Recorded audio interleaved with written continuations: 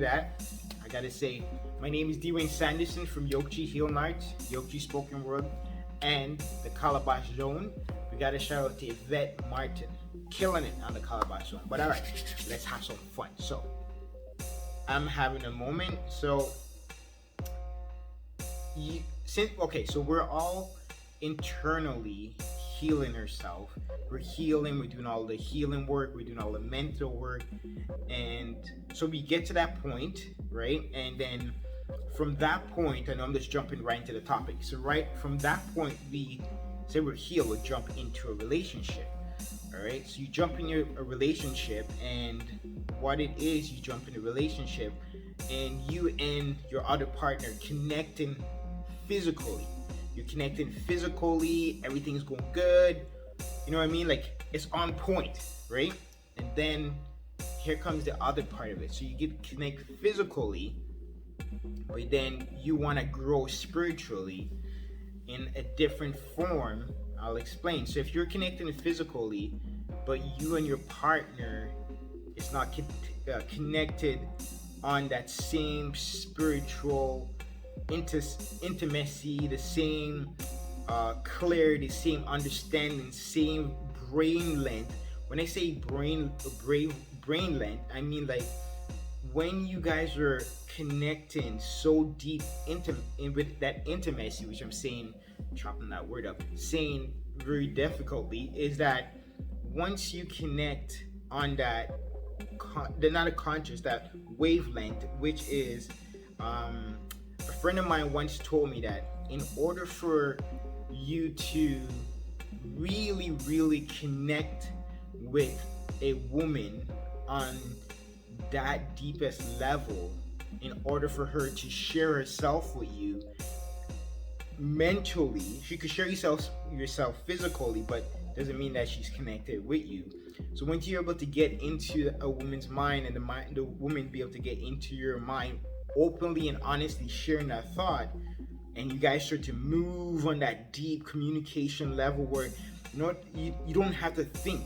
You think. You don't. When I say don't have to think, you don't have to say a word to your significant other, because by the time you say she's like, oh yeah, I got it already. I heard a thought. I had a feeling that you were gonna need this.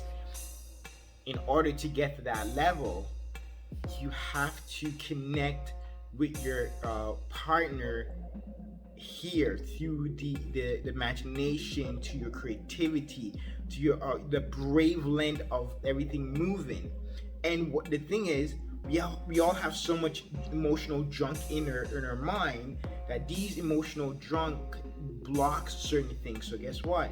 When you start speaking through your communication with your significant other, what you're doing, you guys are both removing the junk out of your mind, the feeling, the emotions. So you're literally pulling them out. And what you're doing, in my eyes, that you're getting rid of the garbage. You're clearing the pathway of emotional junk that you build up over the years, right? So once you start clearing that pathway, it leave room for growth. So then you and your partner become so deeply connected mentally together and in physical together. And you know what? After that, I realized, after that thought came to me, I'm like, I finally understand when they say that tantric connection.